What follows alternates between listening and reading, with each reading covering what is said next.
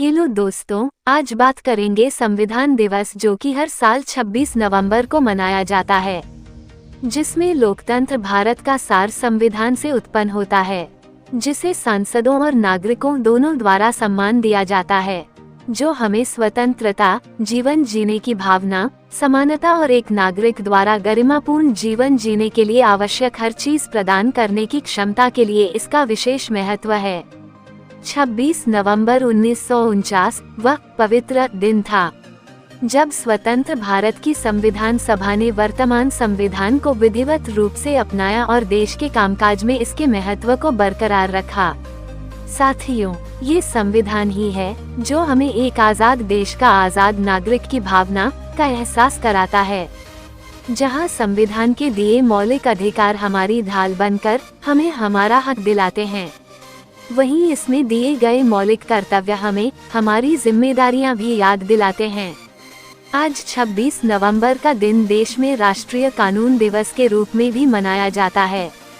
हमारा देश जब 15 अगस्त 1947 को आज़ाद हुआ था, तब हमारे पास अपना कोई संविधान नहीं था।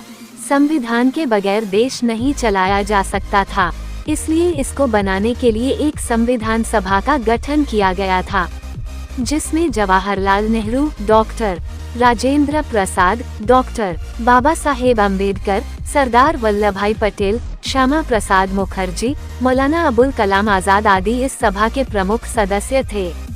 संविधान की ड्राफ्टिंग समिति के अध्यक्ष डॉक्टर भीमराव अंबेडकर थे, इसलिए उन्हें संविधान निर्माता भी कहा जाता है।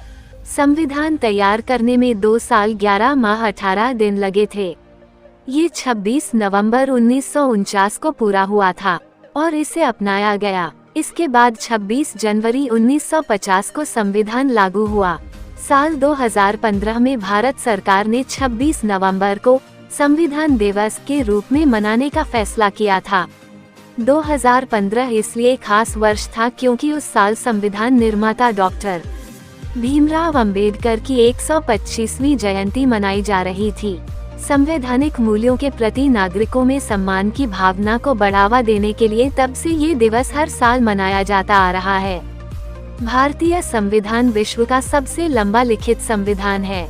इसके कई हिस्से United kingdom, America, Germany, Ireland, Australia, Canada और जापान के संविधान से लिए गए हैं। इसमें देश के नागरिकों के मौलिक अधिकारों, कर्तव्यों, सरकार की भूमिका, प्रधानमंत्री, राष्ट्रपति, राज्यपाल और मुख्यमंत्री की शक्तियों का वर्णन किया गया है। विधानपालिका, कार्यपालिका और न्यायपालिका का काम है।